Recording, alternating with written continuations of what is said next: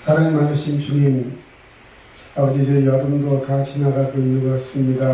우리에게 또 좀 더 선선하고 좋은 환경 속에서 예배할 수 있도록 도우시는 주님, 코로나의 환경도 빨리 개선되게 하시고 주님, 온 국민이 주님 앞에 자유롭고 또 믿음으로 설 수 있는 그날을 사모하면서 아버지 시간 예배합니다. 주님 소임 주시고 은혜와 사랑으로 충만케 하여 주시옵소서. 아멘. 늘 감사드리며 예수님의 귀하신 이름으로 기도합니다. 아멘.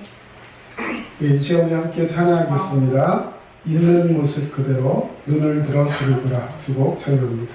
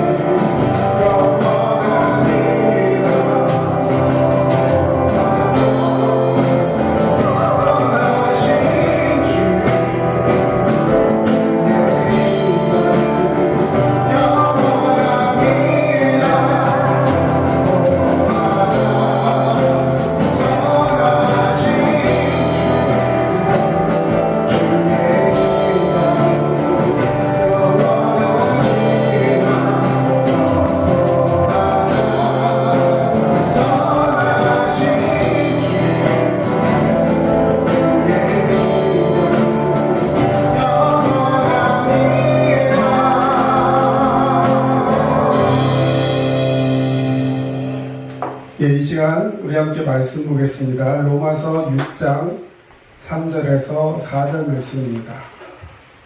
로마서 6장 3절에서 4절 말씀. 예, 앞에도 기록되어 있습니다. 우리 같이 읽겠습니다.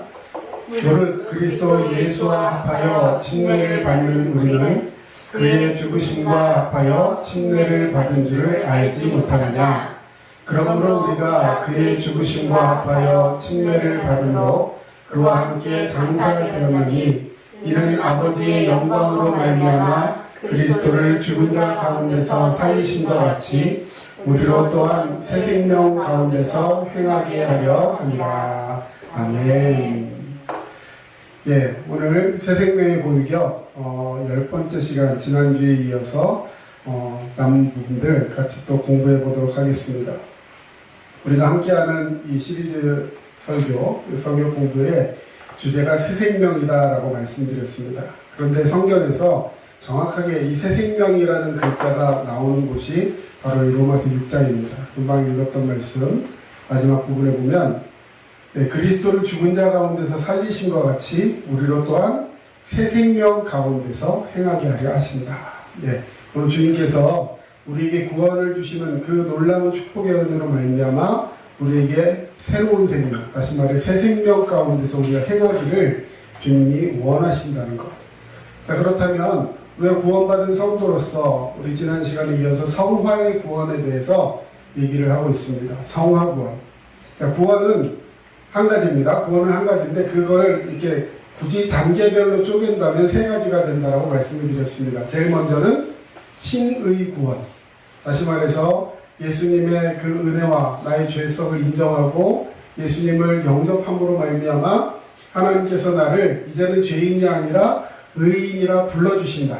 그것을 믿게 되는 그 순간이 바로 구원의 순간이다 라고 말씀드렸습니다. 그 순간은 단번이고 그 영단번, 영원히 딱 한 번밖에 없는 순간이다 라고 말씀을 드렸어요. 그래서 구원이 받았다가 또 내가 믿음이 식어지면 없어졌다 이런 것이 아니라는 걸 분명하게 말씀드렸습니다. 구원은 한 번 구원받은 것은 영원히 우리에게 주어진 선물이다. 믿으시길 바랍니다. 네. 자, 그 다음에 그렇게 우리가 단번에 구원, 칭의의 구원을 받았지만 그럼에도 불구하고 내 안에 여전히 남아있는 죄성이 있다라고 말씀드렸죠. 그래서 그 죄성을 우리가 살아있는 동안에 죽기 전까지 혹은 내가 살아있는 동안에 주님이 재림하신다면 주님 다시 오시는 그날까지 우리가 단계적으로 계속해서 예수님을 닮아가는 과정 중에 우리가 살고 있는데 그것을 성화의 구원이다 말씀드렸습니다. 첫 번째는 칭의의 구원, 그리고 두 번째는 뭐라고요? 성화의 구원. 그리고 마지막은 영화의 구원인데 그것은 우리가 죽어서 예수님이 재림하신 후에 우리의 영과 몸이 온전하게 주님이 원하시는 그 몸으로 새 몸을 입고 부활하는 그 날에 완벽한 모습, 다시 말해 하나님이 우리를 만드신 그 형상의 회복을 갖게 되는 그 전인격적인 온전한 구원이 일어나는 것, 그것을 영화의 구원이다 이렇게 말씀드렸습니다.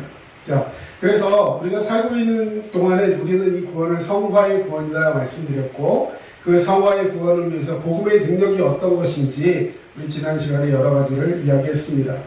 자, 그 중에서 복음의 능력을 통해서 우리에게 이 성화의 구원 단계에 나타나는 것들 여러 가지 말씀을 드렸는데 인정받고 싶어하는 그 삶이 그것이 우리에게 올무가 되고 그것 때문에 힘들어하는 사람들이 많은데 그런 것에서부터 하나님으로부터 인정받았기 때문에 더 이상 세상 것 가운데 인정받아야 한다는 그런 강박과 그런 우울에서 벗어날 수 있다 말씀드렸습니다.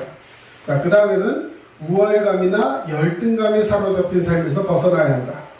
자, 우월감은 내가 잘났다고 우월해지는 거고 열등감은 내가 다른 사람에 비해서 못하다고 생기는 거예요. 그런데 내가 죄인이라는 걸 깨닫고 나면 나는 우월할 수가 없는 존재이죠. 나는 죄인이기 때문에. 그리고 하나님이 그런 죄인인 나를 구원해 주셨다는 그 사실만으로도 하나님 나를 선택하셨기 때문에 나는 더 이상 열등할 필요가 없는 것입니다. 그래서 이 하나님께서 나를 구원하셨다는 이 복음의 능력을 깨닫기만 하면 우리는 그 순간 겸손과 순종으로 하나님 앞에 설 수 있는 귀한 축복의 그 은혜가 우리 가운데 있게 된다는 것입니다. 그 다음에 누군가에게 잘 보여야 한다는, 그리고 내 아픔과 어려움을 가려야 한다는 그 가면 뒤에 숨고자 하는 욕구도 자유하게 된다는 것이죠. 하나님 앞에 참되게 하시고 믿음으로 승리하는 우리 모두가 되어야 할 줄로 믿습니다. 아멘. 그리고 누군가를 용서하고 사랑할 수 있게 된다. 여러분, 이것이 굉장히 중요한데, 우리가 구원받았다 하면서도 마음속에 참된 용서와 사랑을 갖지 못하게 되면 그 마음이 얼마나 아프고 힘들겠습니까? 그래서 정말 그것들을 용서할 수 있게 되는 것이 바로 하나님의 참사랑을 깨닫게 되었을 때, 하나님께서 나도 이렇게 사랑하셨는데, 성경에 1만 달란트 빚진 자가 나오죠. 그 비유거든요. 성경에서도 비유입니다. 너 같으면 어떻게 하겠느냐 하면서, 우리 다 아시지만 어떤 임금이 자기에게 열심히 일하던 신하가 있었는데, 그 신하가 여러 가지 일들을 하다 보니까 왕에게 1만 달란트, 한 달란트는 금으로 한 33kg, 34kg 정도 되는 무게의 단위다 말씀드렸어요. 그러니까 어마어마한 돈인 거죠. 막 기하학적으로 따질 수가 없는 돈입니다. 자, 그런데 그 돈을 빚졌는데 갚을 길이 없어요. 근데 왕은 한마디도 하지 않고 그것을 다 탕감해 줍니다. 탕감이라는 것은 나중에 다시 갚아라가 아니라 완전히 빚이 없는 걸로 해주는 거예요. 여러분도 하나님 앞에 우리 모두 빚진 자인 줄로 믿습니다. 근데 나는 갚을 능력이 없어요. 그런데 하나님께서 그 모든 빚을 탕감해 주셨다는 거예요. 은혜가 되십니까? 네, 빚이 없으신가 본데, 빚이 있는 사람의 마음은 너무나 힘들거든요. 진짜 이자 갚을 날 돌아올 때 되면 가슴이 콩닥콩닥하고 정말 힘듭니다. 근데 그 모든 걸 다 갚아주셨다는 거예요. 너무나 기쁩니다. 근데 그 빚을 다 갚아주셨다는 것을 막 듣고 기뻐하고 돌아오고 있는데, 어떤 사람이 찾아와서 얘기를 하는 거예요. 주인님, 당신 친구였던 그분이 빚을 못 갚아가지고 지금 막 이러고 있습니다. 했더니 이 사람이 노발대발하면서 얼마냐? 했더니 그 돈이 내가 탕감받은 돈에 뭐 10분의 1도 아니고 100분의 1도 아니고 1000분의 10,000분의 막 100만 분의 1도 안 되는 그런 아주 작은 돈이었어요. 그런데도 불구하고 그 사람을 경찰서에 신고해서 감옥에 가둬놓고 가족이 와서 빚을 갚을 때까지 꺼내주지 마라, 이런 식으로 강박하게 하는 모습을 본 거예요. 그런데 그 모습을 누가 보고 왕에게 다시 가서 참소합니다. 왕이시여, 당신의 부하였던 누가 이러이러한 상황으로 인해서 다른 사람을 구금하고 있습니다. 그랬더니 왕이 그 소리를 듣고 화가 나서 그 종을 다시 부릅니다. 그러고 나서 너는 이제부터 내가 탕감해줬던 것 무효. 그러면서 이 돈을 다 갚을 때까지 너는 여기 이렇게 있어야 된다, 이런 얘기를 하는 거죠. 비유입니다. 여러분, 무슨 얘기예요? 하나님께서 우리의 죄를 용서해 주시고 우리에게 참 자유를 주셨다면 우리도 그 자유를 가지고 이제 누군가를 용서하고 사랑할 수 있는 마음을 가져야 한다는 거예요. 너무 인색하게 하지 마시고 기쁨으로 하시고 그 사람을 품 안을 수 있는, 그 사랑을 받을 수 있도록 주님의 성령으로 충만한 자 되시기를 축원합니다. 자, 오늘은 그래서 우리에게 그 성화의 구원은 너무나도 중요한 것인데, 그럼 성화, 다시 말해서 한 번에 딱 이루어지는 것이 아니라 점점 그 구원의 깊이가 더해지는 것인데, 그렇게 구원의 깊이가 더해지는 원리가 무엇인가 오늘 몇 가지를 나누고자 합니다. 먼저 성화의 원리에서 그 기초적인 부분을 이야기하자면, 로마서 오늘 6장 3절에서부터 23절, 여기까지 쭉 본문인데요. 오늘 중요한 말씀만 이렇게 골라서 보도록 하겠습니다. 자, 성화의 기초. 성화는 제일 먼저 그리스도와 연합하는 거예요. 다시 말해, 그리스도와 하나가 되는 것, 그리스도와 연합하는 것, 그것을 성화다 말씀드립니다. 다시 말해, 구원받은 성도가 하나님 앞에서 처음으로 해야 하는 것이 있는데, 그것은 그리스도와 연합하는 거다. 자, 그 연합의 모습을 오늘 성경 로마서 6장 3절 4절에서는 침례라는 말로 표현하고 있습니다.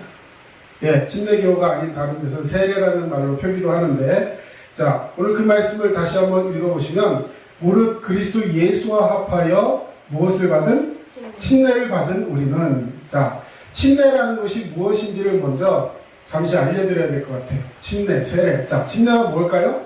내가 이제는 그리스도 예수와 합하였다는 거예요. 자, 여러분, 남녀가 사랑하면 서로 어떻게 해요? 남녀가 사랑해서 이제는 우리 둘끼리 그냥 사랑하는 걸로 끝나지 않고 이제는 모든 사람 앞에서 우리가 서로 사랑하는 사이이고 이제는 결혼해서 서로 행복한 가정을 이루고 법적으로도 부부가 됨을 선포합니다. 자, 이게 뭐예요? 결혼이죠, 결혼. 결혼이고 그것을 사람들 앞에서 하는 예식을 결혼식이라고 표현합니다. 물론 법적으로 또 이제 주민센터나 이런 데 가가지고 법적인 것을 해야 하는 것도 있습니다. 법적으로 뭘 해야 돼요? 혼인신고도 하고 여러 가지 모습을 해야 합니다. 자, 그런데 자, 이거와 마찬가지로 우리가 하나님 앞에 구원받은 성도요 그리스도와 연합한 존재입니다라는 걸 고백하는 것이 침례라는 거예요. 그래서 침례를 받은 우리는 그의 죽으심과 합하여 침례를 받은 줄을 알지 못합니다. 자, 침례의 가장 큰 의미는 자, 예수를 믿고 구원받았음을 이제는 믿음으로 선포합니다. 그런데 내 혼자 내 마음속에 선포하는 것이 아니라 함께하는 공동체, 믿음의 교회 공동체 아래에서 선포하는 거예요. 그래서 다른 사람들이 있는 곳에서 주례하는 목사님과 함께 또 다른 성도님들이 보는 앞에서 침례를 받아요. 자, 침례를 받을 때는 물 속에 완전히 들어갔다가 나옵니다.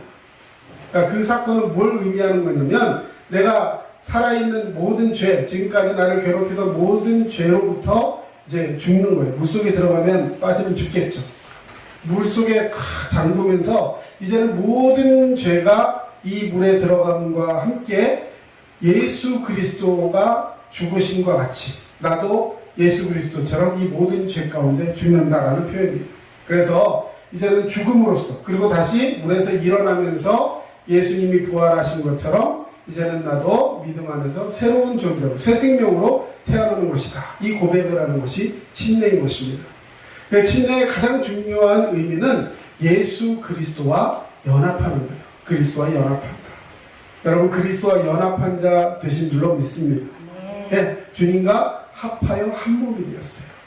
연합이라는 말에는 여러 가지 말들이 있지만 그 창세기에 보면 아담과 하와, 다시 말해 남자와 여자가 합하여 한 몸이 되었다라는 말이 이 연합이라는 말로 쓰입니다.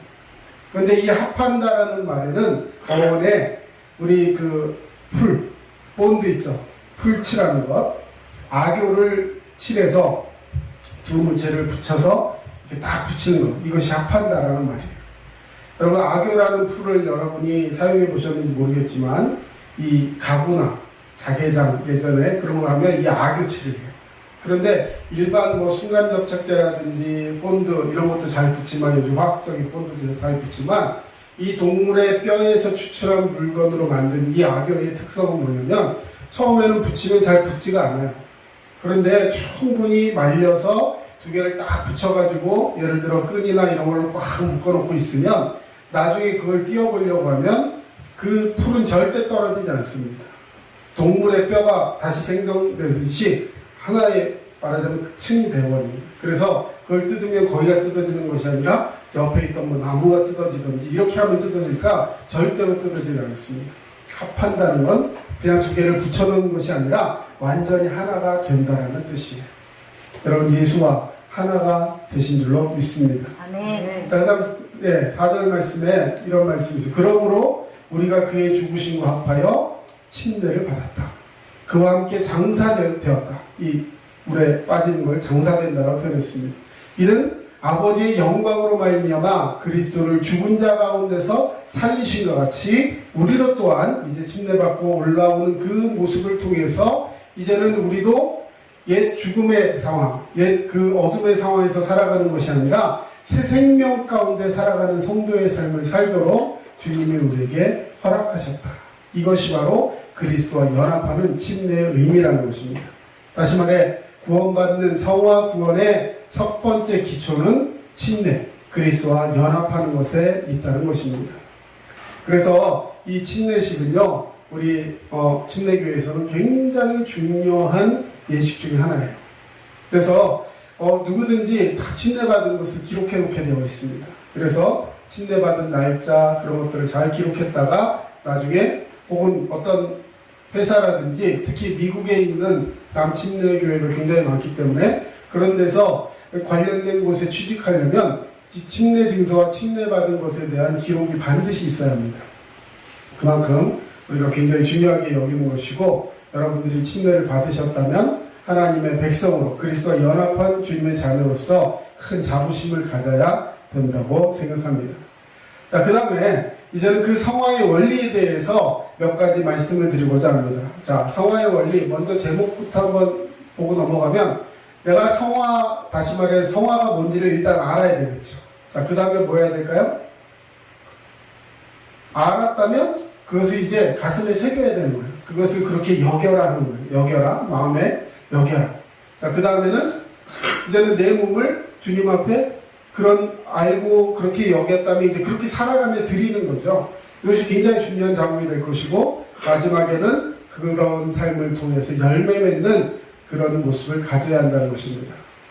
자, 우리 첫 번째, 자, 그러면 먼저 알아야 된다라고 말씀드렸는데, 거기 성경 구절이 로마서 6장 3절, 6절, 9절 말씀이 기록되어 있습니다. 자, 우리 한 절씩 한번 읽어보도록 하겠습니다. 무릇 그리스도 예수와 합하여 침례를 받은 우리는 그의 죽으심과 합하여 침례를 받은 줄을 알지 못하느냐? 자, 알지 못해? 라고 물어보는 건 뭐예요? 알라는 거예요. 그렇죠? 뭘 알아야 돼요? 내가 침례를 받았다는 거. 그럼 왜 받았냐는 거예요? 침례가 뭐냐는 거죠. 자, 침례는 지금까지 계속 얘기했습니다. 그리스도와 연합하는 거예요. 그리고 그의 죽으심과 합하여 침례를 받았다. 다시 말해서 예수 그리스도께서 나를 위해 모든 죄 가운데서 죽으신 것을 알아야 한다는 것이죠. 자, 그 다음 6절 말씀 같이 읽습니다. 우리가 알거니와 우리의 옛사람이 예수와 함께 십자가에 못 박힌 것은 죄의 몸이 죽어 다시는 우리가 죄에게 종노릇하지 아니하려 함이니. 아멘. 자, 우리가 알거니와 우리의 옛사람, 침례받기 전, 구원받기 전 옛사람이 예수와 함께 십자가에 못 박힌 것은, 자, 우리 옛사람이 십자가에 못 박혔어요. 예수님도 십자가에 못 박히셨어요. 자, 십자가에 못 박히신다는 것은 뭘 의미하는 거예요? 십자가에 못 박히면 어떻게 돼요? 못 박히면 아파요? 죽어요. 그렇죠? 그냥 단순히 아프고 끝나는 게 아니라, 상처만 생기고 끝나는 것이 아니라 죽음을 의미하는 것이에요. 다시 말해 옛사람으로부터 우리는 죽은 사람이에요. 죄의 몸이 죽었어요. 자, 죽은 거는 그때 그 상태가 계속 이어질까요? 안 돼요. 자, 죽은 그 옛날 모습이 죽으면 이제 그 모습이 내게서는 없어진 거예요. 그래서 우리가 다시는 우리가 죄에게 종노릇하지 아니하게 하려고 우리를 십자가에 못 박으셨다는 거예요. 십자가에 못 박고 죽었는데도 옛사람이 계속 살아난다면 그것은 하나님이 우리에게 원하시는 십자가의 죽음의 모습이 아니라는 것이죠. 여러분, 우리 옛사람이 십자가에 못 박혔다는 것을 기억하시기를 축원합니다. 네, 선포하셔야 돼요. 옛사람이 자꾸 스물스물 살아나려고 해요. 옛 죄성이 자꾸만 일어나려고 합니다. 거기에 타협하거나 거기에 동조하거나 거기에 따라가서는 안 된다는 것입니다. 자, 그 다음 9절 읽겠습니다.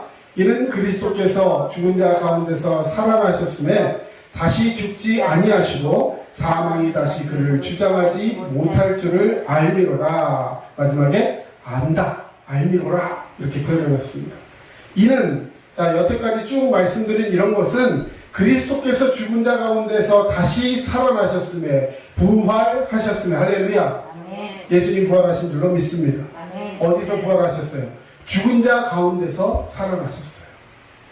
죽은 자 가운데서 살아나셨다는 것은 죽은 자 같이 다시 살아나셨다는 게 아니라, 죽은 자들은 죽어서 다시 살아날 수 없는데 거기서 예수님은 산 자가 되셨다는 거예요. 옛날 죽은 모습, 십자가에 찔려갖고 아파하고 막 이렇게 너덜너덜한 그 모습이 아니라 새로운 삶으로, 새로운 몸으로 깨어나셨다는 것입니다. 부활의 영광을 입으셨다는 것입니다. 근데 중요한 것은 그렇게 산 사람은 다시 죽지 않아요.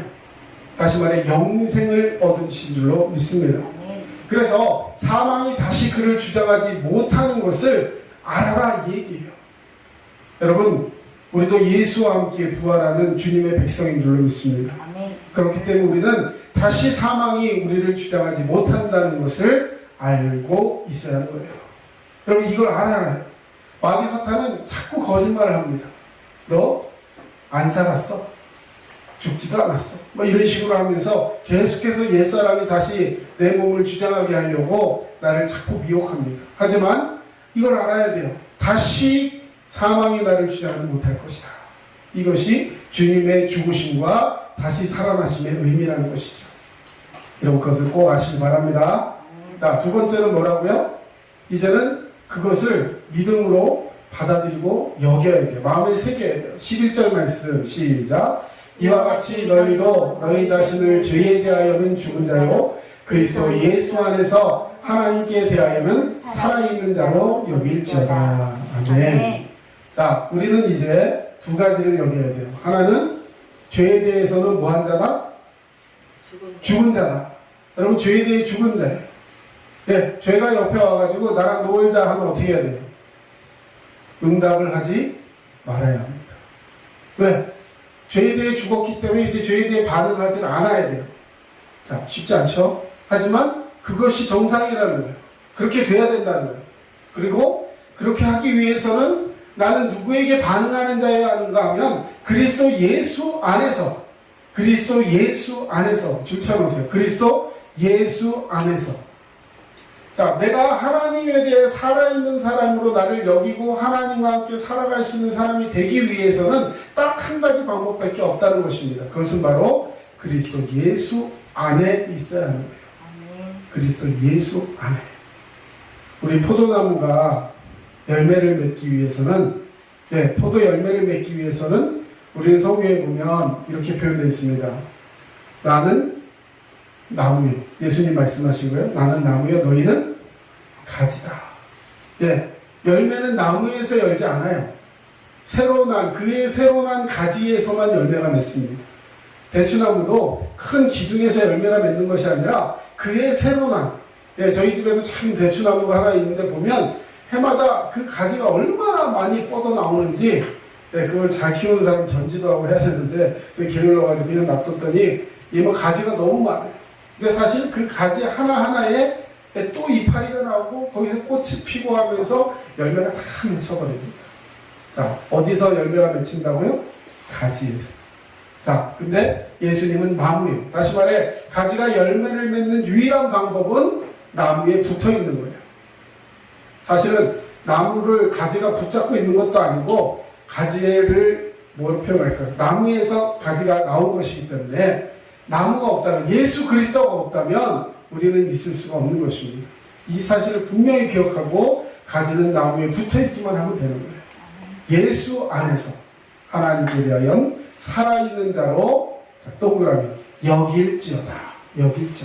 아까 첫 번째는 내가 죽음에 대해서 알아야 하고 하나님께서 나를 사랑하시고 그 연합함을 통해서 이제 나는 하나님 안에서, 다시 말해 죄성에 대해서는 죽었다는 것을 알아야 한다고 했습니다. 이제는 안 것으로 끝나지 말고 안 것을 계속해서 여기라 이렇게 표현하고 싶어요. 마음속에 새기라, 리마인드 하라. 계속해서 또 일깨워서 나 자신을 주장할 수 있도록 내 마음을 개조하라는 거예요. 내 마음에 예수 그리스도를 붙들라는 거예요. 계속해서 붙잡고 있어야 돼요. 한번 붙잡고 있었다고 열매가 맺어지는 것이 아니라 그 열매가 맺어질 때까지 가지는 나무를 붙들고 있어야 하는 것입니다. 예수님만 붙들고 계시기를 주의 이름으로 축원합니다. 아멘. 자, 세 번째입니다. 이제는 드리는 삶을 살아야 합니다. 드리는 삶. 자, 첫 번째 뭐라고요? 알아라. 두 번째 여겨라. 세 번째 드리라. 자, 13절 말씀 같이 한번 읽어봅시다. 또한 너희 지체를 불의의 무기로 죄에게 내주지 말고 오직 너희 자신을 죽은 자 가운데서 다시 살아난 자 같이 하나님께 드리며 너희 지체를 의의 무기로 하나님께 드리라. 아멘. 제가 굉장히 좋아하는 말씀 중에 하나인데요. 예전엔 이 번역에 무기라는 게 있고 병기라는 말로 표현되어 있었어요. 의의 병기를 하나님께 드리라. 우리는 주님께서 인정하시는 하나님의 병기, 비밀 무기예요. 자, 무기는 싸울 때 필요한 거죠. 전쟁에 나가서 싸울 때 필요해요. 근데 그 무기를 내가 무기를 가지고 있어라라고 안 있고 내가 무기가 되어서 하나님께 드리라는 말로 표현되어 있습니다. 너희 지체를 의의 무기로 하나님께 드려라. 자, 무기가 싸우는 게 아니라 무기를 든 사람이 싸우는 거예요. 자, 이해하시죠? 네. 다시 말해서 내가 무언가를 막 싸우려고 해서 하는 것이 아니라 나는 하나님께 드려지는 의의 무기가 되면 하나님께서 나를 들고 싸워주신다는 거예요. 하나님이 나를 의의 무기로 사용하신다는 것입니다. 예, 여러분, 예, 이런 표현, 중국 영화, 무협 영화 많이 보면요, 무기가 좋은 무기가 있어야 잘 싸우는 게 아니에요. 예, 고수가 딱 붙으면 나무까지도 무기가 됩니다. 그렇죠? 다 부러진 갈대 같은 거 하나도요, 고수가 탁 들고 나면 그것이 어떤 칼보다도 예리해서 다 싸워서 이길 수 있는 무기가 될 수 있어요. 우리의 연약함을 핑계하지 맙시다. 우리의 나약함을 핑계하지 마세요. 자, 어떻게 하면 그럼 드려질 수 있느냐? 너희 지체를 불의의 무기로 죄에게 내어주지 말라는 거예요. 자, 이 말은 내가 자칫 잘못하면 죄에게 내어주어서 죄를 위해 사용되는 무기가 될 수도 있다는 사실이죠. 여러분, 굉장히 무서운 거예요. 목사도 하나님 앞에 쓰임받지 못하고 죄에 사용되면요, 악한 일에 얼마든지 사용될 수 있습니다. 오직 어떻게 하라는 거예요? 다른 거 말고 오직 너희 자신을 죽은 자 가운데서 다시 살아난 자 같이 하나님께 드리라. 자, 살아난 자 같이 드리라 이 말은 우리가 어떻게 행동해야 된다는 거예요? 죽은 사람처럼 행동하지 말고 살아난 자처럼 행동하라는 거예요. 우리는 살아난 자인 줄로 믿습니다. 근데 그걸 스스로 알아야 돼요. 스스로 믿어야 돼요. 스스로 여겨야 합니다. 이제는 그대로 드려져야 되는 거예요. 하나님이 기뻐하시는 살아있는 자처럼 살라는 거예요. 여러분, 우리가 컨디션에 따라서 때로는 마음에 따라서 이럴 수 있어요. 살아있는데 죽은 자처럼 살아가는 사람들이 있어요. 막 우울에 빠져가지고 힘들어서 예전 같지 않아 하면서 예전 같은 날은 없어요. 지난번에도 말씀드렸지만 우리는 계속해서 성장합니다. 늙어도 성장한다 말씀드렸어요. 언제까지 성장해요? 주님 부르시는 그날까지 성장해요. 아픈 것도 성장이에요. 노화. 네? 주님 부르시는 그날까지 여러분, 때로는 내가 건강이 조금 안 좋아질 수도 있습니다. 하지만 그런 것에 대해서 연연하지 마세요. 왜요? 살아난 자 같이, 다시 살아난 자 같이, 우린 다시 살아난 자인 줄로 믿습니다. 아멘. 앞으로 살아날 자가 아니냐, 이미 다시 살아난 자예요. 부활한 주님의 백성인 줄로 믿습니다. 아멘. 이제 그 마음을 가지시고 담대하게 하나님 앞에 드려져야 해요. 최선을 다해서 두 랩돈을 하나님 앞에 드렸던 과부의 심정, 두 랩돈, 지금 우리 돈으로 따져도 형편없는 돈입니다. 근데 이 사람은 그게 한 달 생활비였어요. 다른 사람들은 하루 저녁 식사값으로 몇 데나리온, 심지어는 막 달란트를 쓰는 그런 사람들이 있는데, 이 과부는 두 랩돈, 지금 돈으로 따져도 한 10만 원도 안 되는 그런 돈으로 한 달을 살아야 하는 거였어요. 근데 그 돈을 하나님 앞에 기꺼이 드립니다. 왜요? 하나님께 너무 감사했기 때문에. 그리고 드리고 싶은데 드릴 것 없는 그 마음을 가지고 주님 앞에 나와서 그것을 드렸어요. 상상해 봅니다. 연보통에 헌금 바구니에다가 돈을 넣는데, 예, 그것이 지금처럼 이렇게 아무도 못 보게 바구니에 이렇게 싹 넣는 거면 모르는데요. 이 당시에는요, 그것을 드릴 때 통에다가 직접 넣게 했어요. 그리고 그 바구니가 이렇게 접시같이 이런 것이어서 다 보였습니다. 그러니까 사람들이 이 사람이 얼마를 넣는지 다 아는 거예요. 심지어 부자인 사람들은요, 그것을 이렇게 주머니 같은 데다가 돈을 은전이나 금전 이런 걸 가져와서요, 그 바구니에다 그냥 이렇게 살짝 놓으면 되는데 촤르르 붓습니다. 그러면 사람들이 어떻게 할까요? 우와 하면서 쳐다보는 거예요. 그런데 둘했던 작은 동전 2개를 탁 집어넣으니까 사람들이 보면서 하는 거예요. 그러나 이 여인은 그런 것에 대해서 개념치 않았어요. 왜? 하나님 앞에 너무 간절하고 기쁜 마음이 있었기 때문에. 여러분, 살아난 자같이 하나님 앞에 드린다는 것은 내가 할 수 있는 최선을 다하는 것을 의미합니다. 물질로도, 건강으로도 시간으로도 열정으로도 여러분 코로나 상황 사실은 핑계예요. 우리가 하나님 앞에 드릴 수 있는 가장 좋은 시기를 여러분 지금 지나가고 있다 생각해 보세요. 지금 이 시간이 가장 중요한 시간인 거예요.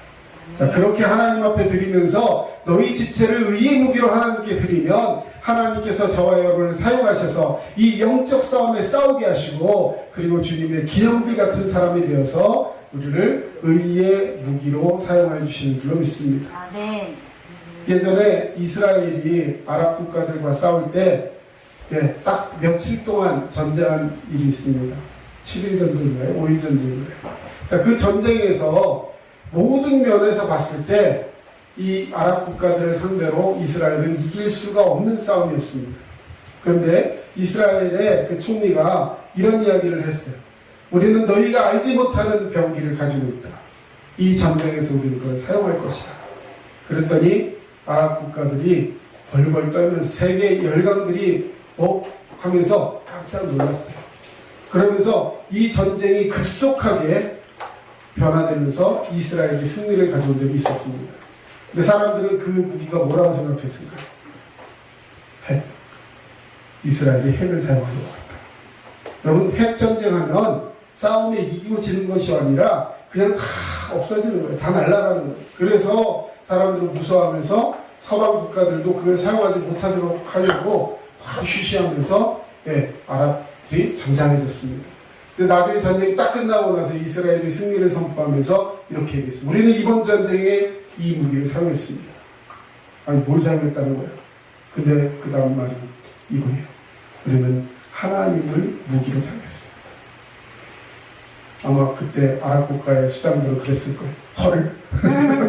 네, 여러분, 우리의 무기는 하나님이신 줄로 믿습니다. 아멘. 하나님은 우리를 하나님이 사용하시는 의의 무기로 사용하시는 줄로 믿습니다. 아멘. 저와 여러분이 하나님 앞에 드려지고 있는가 오늘 한번 생각해 보시기 바랍니다.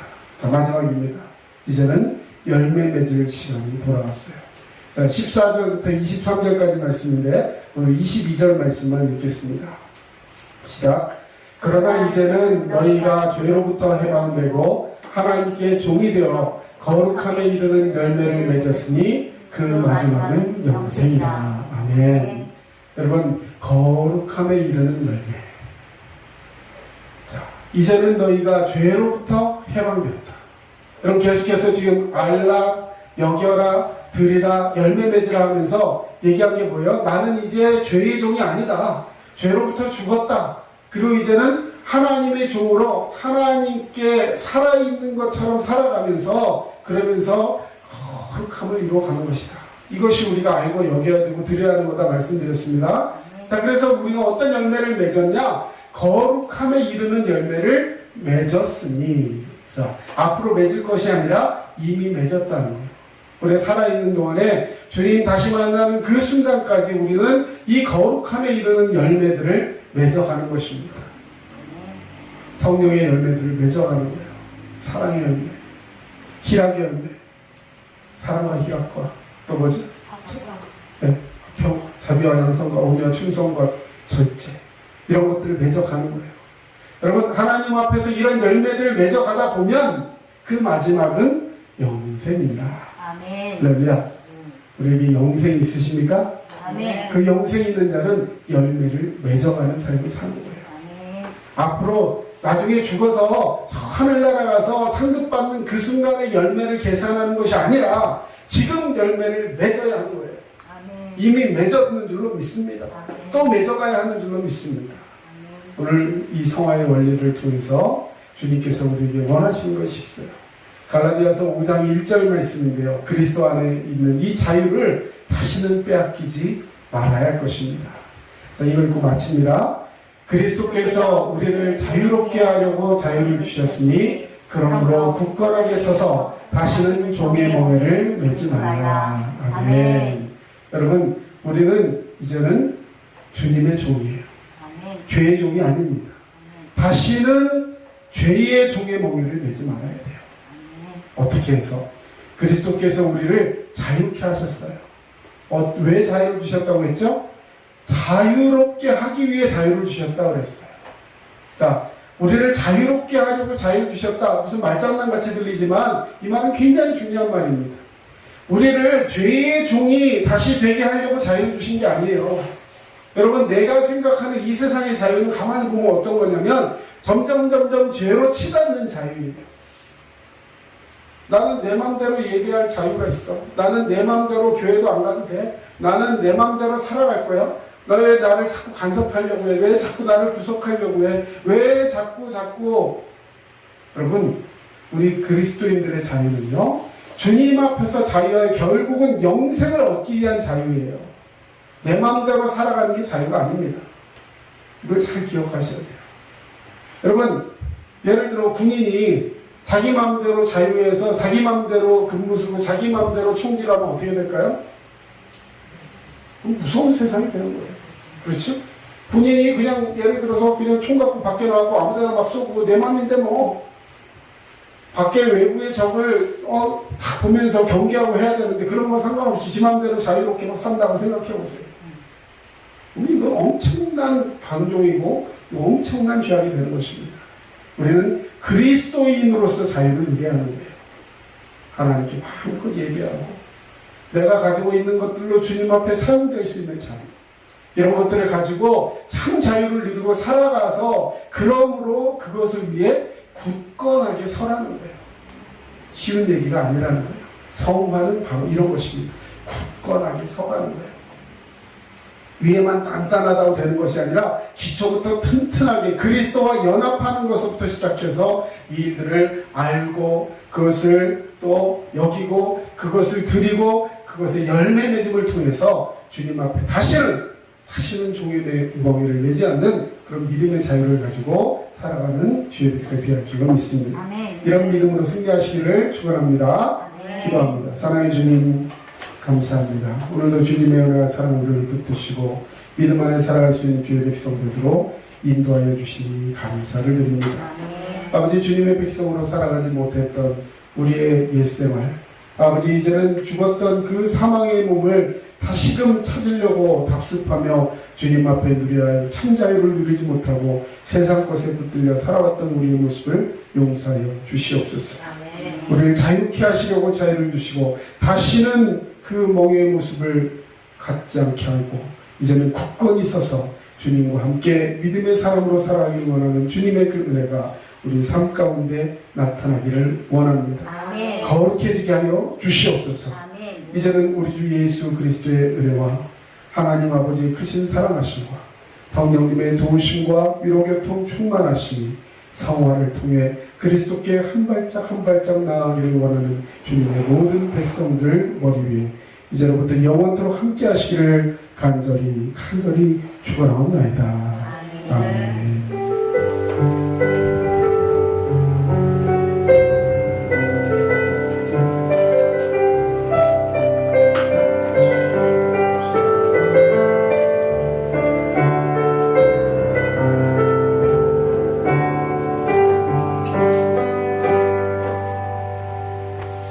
지금까지 남양주 다산 신도시 부드림 침례교회 전철호 목사였습니다. 여러분 믿음으로 승리하시고 항상 건강하세요. 감사합니다.